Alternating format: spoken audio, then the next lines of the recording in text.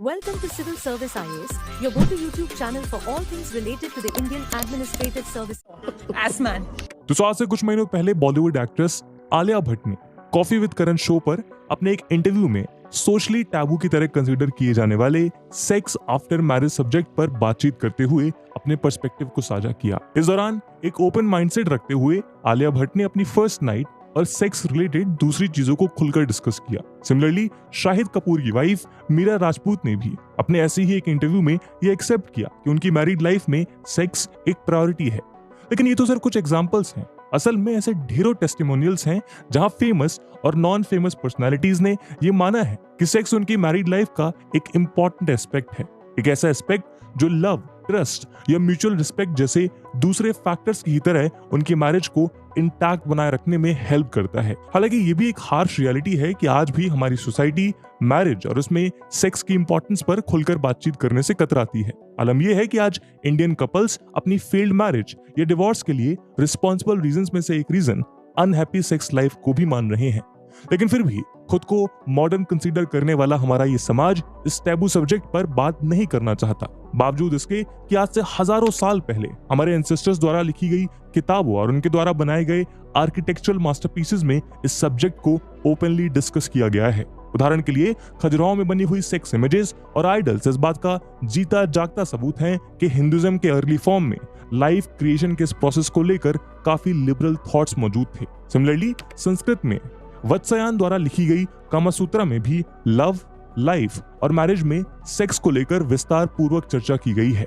इसी तरह बाइबल में भी शादी के बाद सेक्सुअल फुलफिलमेंट को लेकर क्लियर डायरेक्टिव्स मेंशन किए गए हैं और कहा गया है कि शादी के बाद हस्बैंड और वाइफ दोनों को अपनी दूसरी सोशल ड्यूटीज की ही तरह मैरिटल ड्यूटी को भी निभाना चाहिए। इसी तरह आज मैरिज रिलेटेड इशू से डील करने वाले प्रोफेशनल भी इस बात को एक्सेप्ट करते हैं कि कई केसेस में उन्होंने ये पाया है कि जिन कपल्स की सेक्स लाइफ अगर अच्छी नहीं होती, यानी वो कपल्स जो अपने पार्टनर के साथ रेगुलर सेक्सुअल एक्टिविटी में इन्वॉल्व नहीं होते, उनके बीच में कॉम्पैटिबिलिटी इश्यूज क्रिएट होने के चांसेस सबसे ज्यादा होते हैं। ऐसे कॉम्पैटिबिलिटी इशू जो लॉन्ग रन में पार्टनर्स के बीच एक रिफ्ट को क्रिएट कर देते हैं। यही कारण है कि ऐसे प्रोफेशनल्स सेक्स को सिर्फ मैरिड लाइफ का एसेंशियल एलिमेंट ही नहीं बल्कि एक हैप्पी मैरिड लाइफ को गारंटी करने वाला टूल भी मानते हैं। ऐसे में सवाल है कि क्या सच में सक्सेसफुल मैरिज के लिए सेक्स एक इंपॉर्टेंट इंग्रेडिएंट है? अगर हाँ, तो क्यों हमारा समाज, हमारा घर परिवार इस बेसिक लाइफ क्रिएटिंग प्रोसेस को घृणा के नजरिए से देखता है? आइए आज के इस वीडियो में दोस्तों, सेक्स ह्यूमन एक्सपीरियंस का एक इंटीग्रल पार्ट है जो हेल्दी और फुलफिलिंग मैरिज की डायनामिक्स में क्रूशियल रोल निभाता है। भले ही ये किसी सक्सेसफुल मैरिज का सोल फाउंडेशन नहीं है, लेकिन सेक्सुअल इंटीमेसी कपल्स के बीच बॉन्ड को स्ट्रॉन्ग करने में बड़ा रोल प्ले करती है। सेक्सुअल इंटीमेसी फिजिकल और इमोशनल कनेक्शन को स्टैब्लिश करने में हेल्प करती हैं। सेक्स के माध्यम से कपल्स फिजिकली कनेक्ट जरूर करते हैं, लेकिन इसका सिग्निफिकेंस फिजिकल एक्ट से कहीं ज्यादा है। ये कपल्स को अपॉर्चुनिटी देता है कि वो अपने लव और डिजायर को एक दूसरे के साथ कम्युनिकेट कर सकें, जो उनके बीच इमोशनल क्लोजनेस को डेवलप करता है। सेक्सुअल एक्टिविटीज में एंगेज होने की वजह से कपल्स के बीच एक यूनिक बॉन्ड की फॉर्मेशन होती है, जो उनके बीच लव, कनेक्शन और इंटीमेसी की फीलिंग को ग्रो करता है, जिन्हें दूसरे मेथड से रेप्लिकेट करना काफी मुश्किल हो सकता है। सेक्सुअल इंटीमेसी पार्टनर्स के बीच कम्युनिकेशन को एनहांस करने में भी हेल्प करती है। किसी भी सक्सेसफुल मैरिज के लिए ओपन और ऑनेस्ट कम्युनिकेशन फंडामेंटल रिक्वायरमेंट है। सेक्सुअल एक्टिविटी में एंगेज होकर पार्टनर्स अपने डिजायर्स, प्रेफरेंसेस और बाउंड्रीज को एक दूसरे के साथ कम्युनिकेट कर पाते हैं। इवन एक दूसरे के साथ ही डिस्कस करना कि बेडरूम में क्या फील गुड फैक्टर देता है और क्या नहीं, पार्टनर्स के बीच और ज्यादा ओपन कॉन्वर्सेशन को शुरू करता है, जहां वो रिलेशनशिप के दूसरे एस्पेक्ट्स को भी डिस्कस कर पाते हैं। कम्युनिकेशन में इस इंप्रूवमेंट की वजह से मिसअंडरस्टैंडिंग और कॉन्फ्लिक्ट्स रिड्यूस होते हैं, जो कपल्स के बीच और ज्यादा हार्मोनियस और सेटिस्फाइंग रिलेशनशिप क्रिएट करते हैं। सेक्सुअल इंटीमेसी पार्टनर्स के बीच ट्रस्ट को भी स्ट्रेंथन करने में मदद करता है। किसी भी लविंग मैरिज में पार्टनर्स का एक दूसरे के साथ वल्नरेबल होना, यानी ऐसी पोजीशन में होना जब आपका पार्टनर आपको हर्ट करे, जस्टिफाइड होता है, क्योंकि पार्टनर्स एक दूसरे पर बहुत ट्रस्ट कर सकते हैं और अगर ये ट्रस्ट किसी भी रीजन से रिड्यूस हो तो वल्नरेबिलिटी बढ़ जाती है। लेकिन वल्नरेबिलिटी अगर ज्यादा बढ़ जाए तो ये प्रॉब्लमैटिक हो सकती है और इसे ही कंट्रोल करने का काम सेक्सुअल इंटीमेसी करती है, क्योंकि सेक्सुअल इंटीमेसी से रिड्यूसिंग ट्रस्ट को वापस रिगेन करने में हेल्प मिलती है। फिजिकल और इमोशनल इंटीमेसी इंडिविजुअल्स को एक दूसरे के साथ बिना जजमेंटल हुए ट्रू रहने में हेल्प करती है। इसके साथ ही वल्नरेबिलिटी रिलेशनशिप के बीच में ट्रस्ट को डेवलप करती है, क्योंकि दोनों पार्टनर्स सेफ फील करते हैं और साथ ही साथ एक्सेप्टेड भी फील करते हैं, क्योंकि उन्हें पता है कि उनका पार्टनर उन्हें मोस्ट रॉ फॉर्म में एक्सेप्ट करता है और उनके ट्रू बीइंग के लिए उन्हें चेरिश करता है। सिर्फ यही नहीं, सेक्सुअल इंटीमेसी के बहुत सारे फिजिकल और मेंटल हेल्थ बेनिफिट्स भी देखे गए हैं। हमारी बॉडी जब पेन या स्ट्रेस को एक्सपीरियंस करती है तो वो एंडोर्फिन नाम का एक केमिकल हार्मोन रिलीज करती है। सेक्सुअल एक्टिविटी के दौरान भी एंडोर्फिन हार्मोन रिलीज होता है और ये हार्मोन स्ट्रेस, एंजाइटी और डिप्रेशन को रिड्यूस करने के साथ साथ ओवरऑल वेलबींग को प्रमोट करता है। सेक्सुअल एक्टिविटी का सीधा कनेक्शन इंप्रूव्ड कार्डियोवास्कुलर हेल्थ से भी होता है और साथ ही ये स्लीप को भी बेटर बनाता है। Fulfilling sex life immune function को भी इंप्रूव करने के साथ साथ क्रोनिक डिजीजेस के रिस्क को कम और सेल्फ स्टीम को बूस्ट करने का काम करती है। जब दो पार्टनर्स एक दूसरे के साथ अपने सेक्सुअल रिलेशनशिप को लेकर खुश होते हैं तो वो अपनी रिलेशनशिप के दूसरे वीक स्पॉट्स पर मिलकर काम करना चाहते हैं। इसीलिए ये कहना गलत नहीं होगा कि अगर किसी कपल के बीच हेल्दी सेक्स लाइफ है तो वो उस कपल को हेल्थ, हैप्पीनेस और सक्सेसफुल मैरिज का एक तोहफा दे सकता है। रेगुलर सेक्स एक्टिविटी कपल्स के बीच खत्म हो रही डिजायर को भी रीइग्नाइट करती है। दरअसल मैरिज अपने आप में एक बेहद लॉन्ग और चैलेंजिंग जर्नी होती है और ऐसे में कपल्स को काफी सारी प्रॉब्लम्स का सामना करना पड़ सकता है।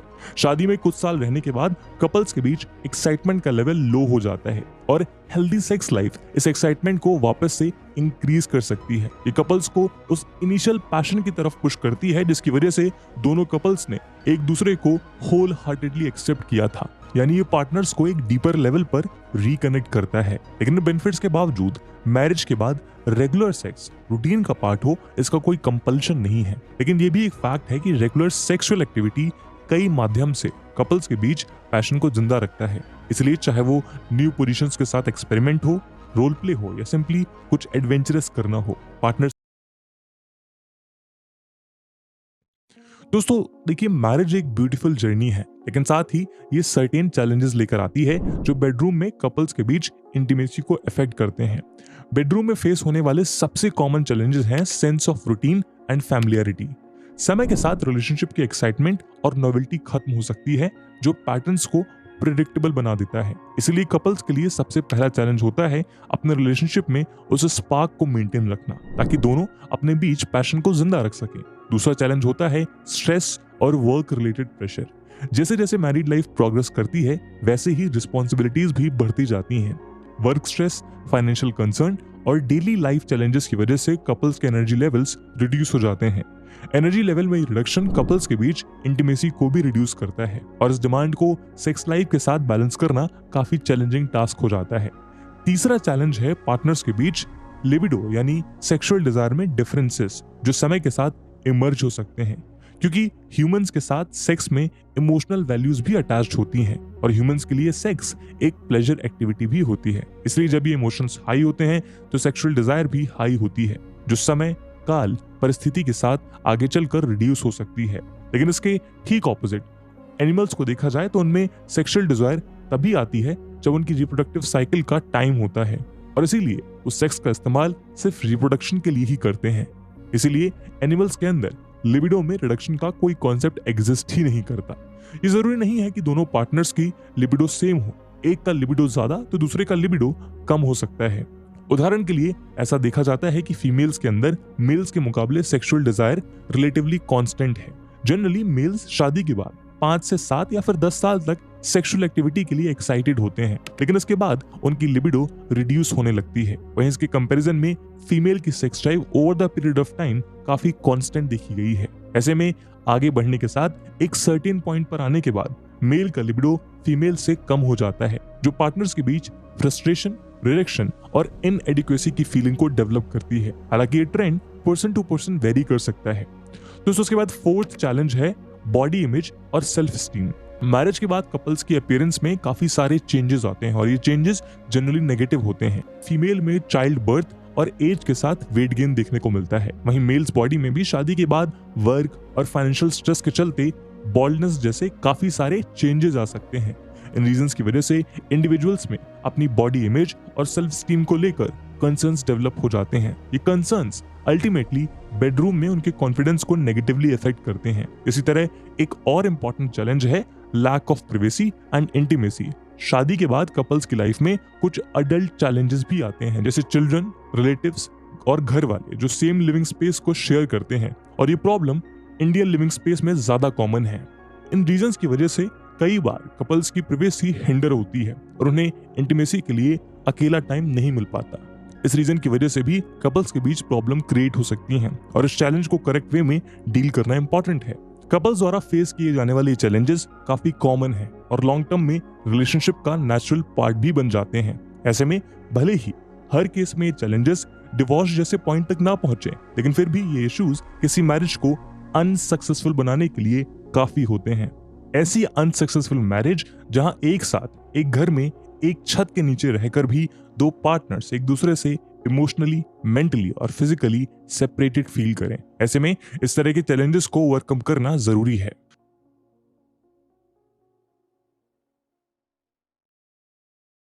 दोस्तों, सबसे पहला सॉल्यूशन होगा इफेक्टिव कम्युनिकेशन। इफेक्टिव कम्युनिकेशन में कमी की वजह से मिसअंडरस्टैंडिंग क्रिएट हो सकती है। इसीलिए किसी हेल्दी इंटीमेट रिलेशनशिप के लिए ओपन और ऑनेस्ट कम्युनिकेशन फाउंडेशन स्टोन की तरह काम करता है। दोनों पार्टनर्स को एक दूसरे के साथ अपने डिजायर, बाउंड्रीज या किसी भी तरह के कंसर्न को डिस्कस करने में कंफर्टेबल फील करना चाहिए। अगर वो एक दूसरे की फिजिकल नीड्स को फुलफिल नहीं कर पा रहे हैं तो इसे डिस्कस करने में कोई बुराई नहीं है। पार्टनर खुलकर इस सब्जेक्ट पर बात कर सकते हैं। इसी तरह सेक्सुअल डिजायर में डिफरेंसेस के लिए कुछ सॉल्यूशंस को इंप्लीमेंट किया जा सकता है।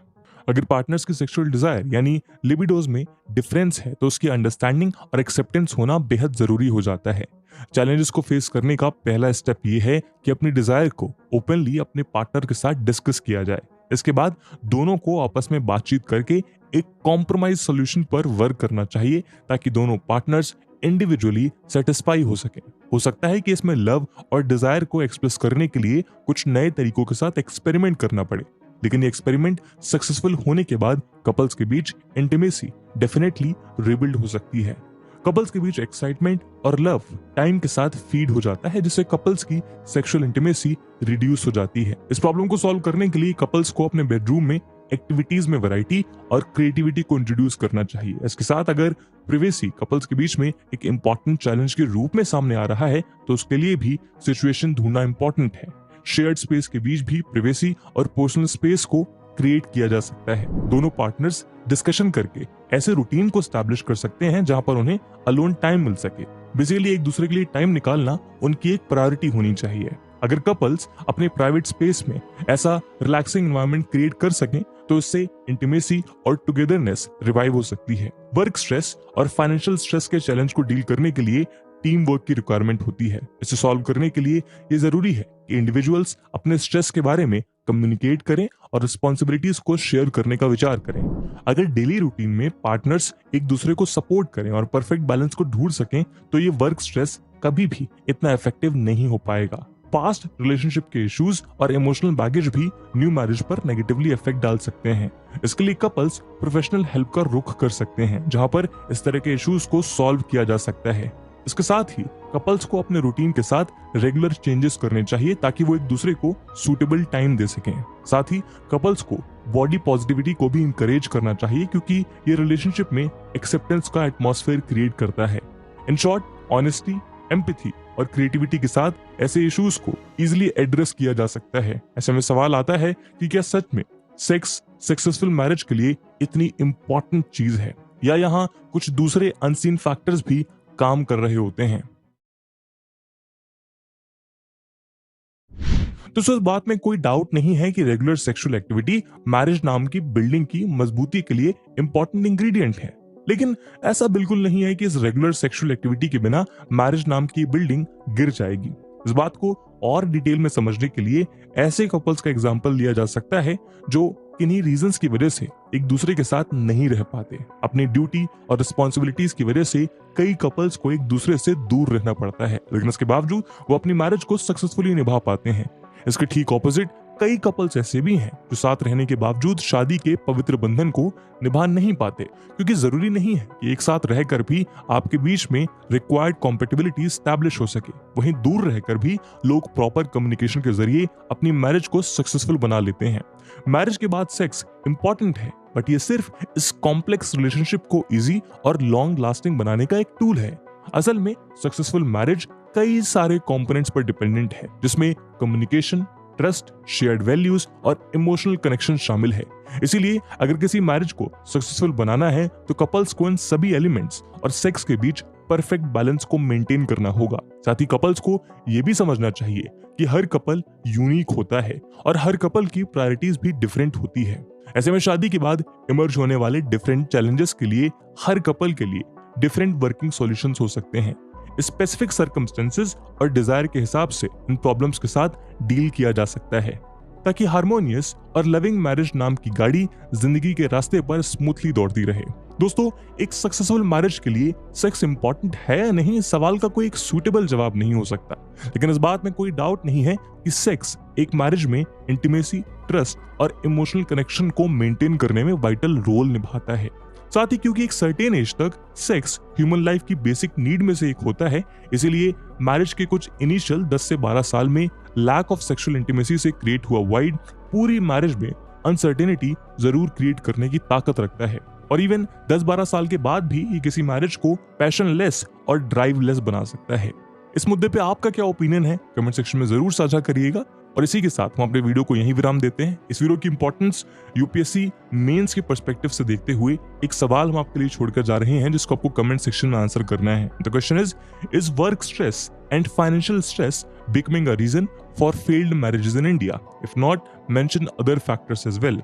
And with this question my friends, that's it for the video. I hope आपको वीडियो पसंद आई होगी, और अगर पसंद आई है तो अपने दोस्तों के साथ शेयर करना मत भूलिएगा।